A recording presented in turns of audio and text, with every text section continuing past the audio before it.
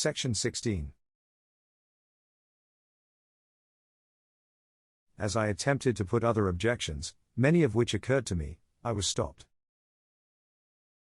We have something to say, by the way of summing up what has already been spoken. You do not sufficiently grasp the fact, that religion has a very scanty hold on the mass of mankind, nor do you understand the adaptability of what we say, to the needs and aspirations of mankind. Or, perhaps it is necessary, that you be reminded of what you cannot see clearly in your present state, and in the midst of your present associations. You cannot see, as we see, the carelessness that has crept over men as to the future state. Those who have thought about their future condition, have come to know that they can find out nothing about it, except that the prevalent notions are vague, foolish, contradictory, and unsatisfying. Their reasoning faculties convince them that the revelation of God, which they are taught to believe to be of plenary inspiration, contains plain marks of human adulteration, that it will not stand the test of sifting, such as is applied to works professedly of human origin, and, that the priestly fiction, that reason is no measure of revelation, that it must be left behind upon the threshold of inquiry, and give place to faith, is a cunningly planned means of preventing man from discovering the errors and contradictions, which throng the pages of that infallible guide, which is forced upon him. Those who use the touchstone of reason, discover them readily enough; those who do not, betake themselves to the refuge of faith, and become blind devotees, fanatical, bigoted, and irrational, conformed to a groove in which they have been educated, and, from which, they have not broken loose, simply because they have not dared to think. It would be hard for man, to devise a means of cramping the mind and dwarfing the spirit, more complete than this, persuading a man that he must not think about matters of religion. It is one which paralyzes all freedom of thought, and renders it almost impossible for the soul to rise. The spirit is condemned to a hereditary religion, whether suited or not to its wants. It is absolutely without choice as to that which is the food of its real life. That which may have suited a far-off ancestor, may be quite unsuited to a struggling spirit, that lives in other times, from those in which such ideas had force and vitality. And so the spirit's vital nourishment is made a question of birth and locality. It is a matter over which they can exercise no personal control, whether they are to be Christian, Mohammedan, or, as you say, heathen, whether their God is to be the great spirit of the Red Indian, or the fetish of the savage, whether his prophet be Christ, or Mahomet, or Confucius, in short, whether their notion of religion be that prevalent in East, West, North, or South, for, in all quarters, they have evolved for themselves a theology, which they teach their children as a binding force, as supremely necessary for salvation. It is important that you ponder well this matter. The assumption that any one religion, which may command itself to any one race, in any portion of your globe, has a monopoly of divine truth, is a human fiction, born of man's vanity and pride. There is no such monopoly of truth, in any system of theology, which flourishes or has flourished among men. Each is, in its degree, imperfect; each has its points of truth, adapted to the wants of those to whom it was given, or by whom it was evolved. Each has its errors, and none can be commended to those whose habits of thought and whose spiritual necessities are different, as being the spiritual food which God has given to man. It is but human frailty to fancy such a thing. Man likes to believe, that he is the exclusive possessor of some germ of truth.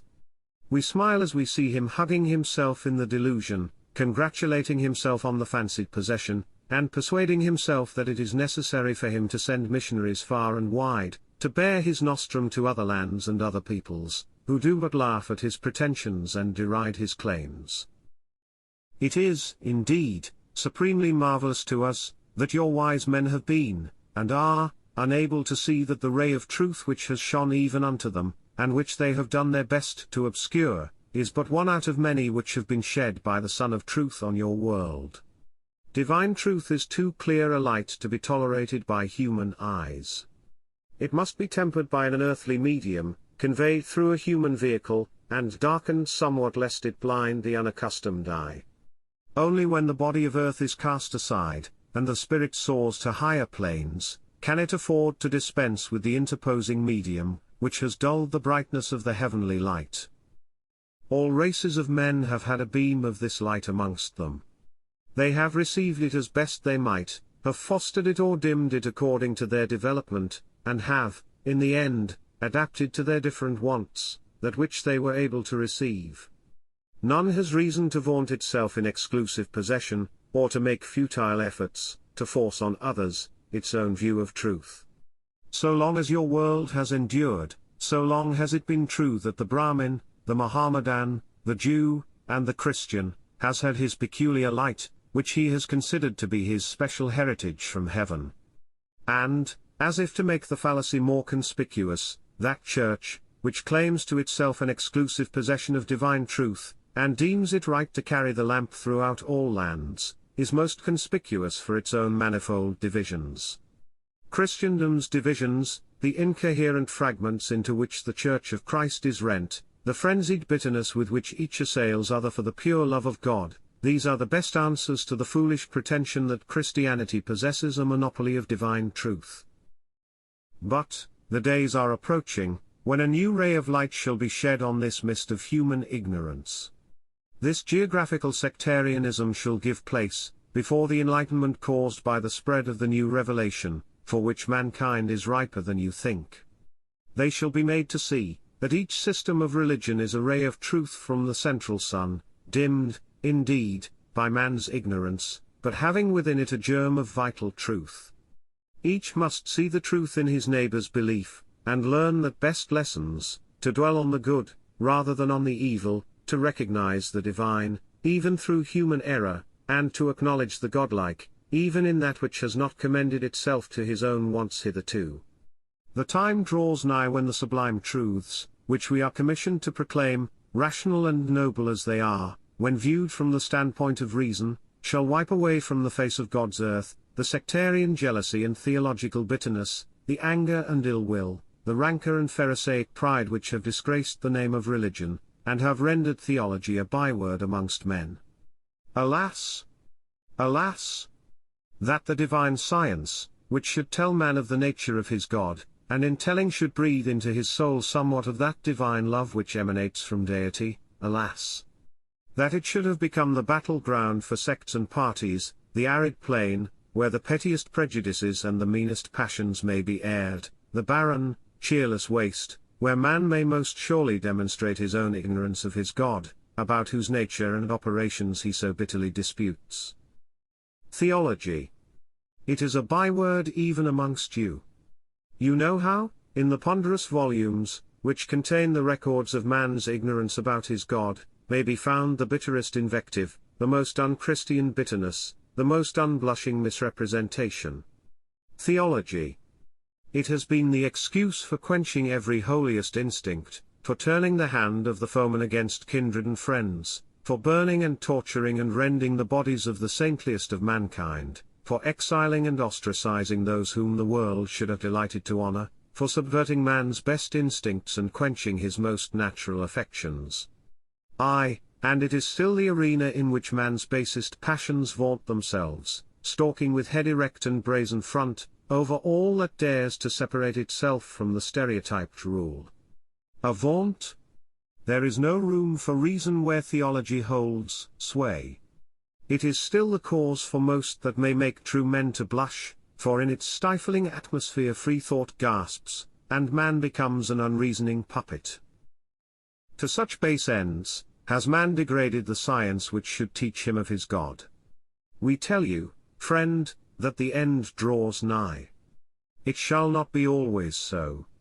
As it was in the days which preceded the coming of the Son of Man, as it has been in the midnight hours which precede every day dawn from on high, so it is now.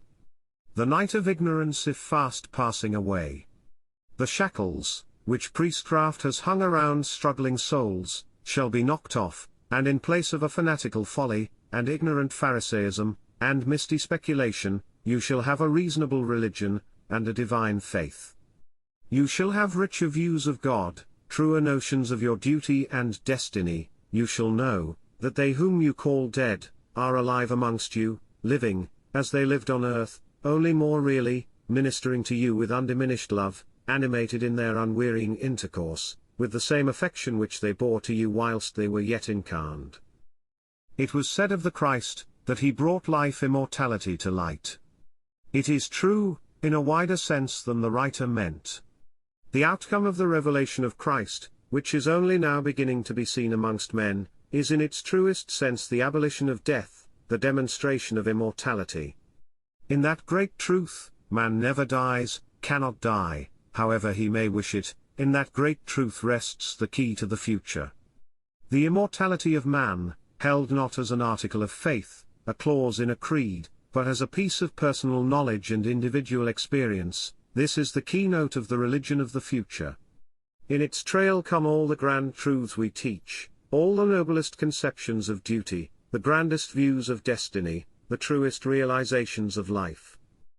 You cannot grasp them now. They gaze and bewilder your spirit, unaccustomed to such glare. But, mark well, friend, brief space shall pass before you recognize in our words the lineaments of truth, the aspect of the divine. Imperator.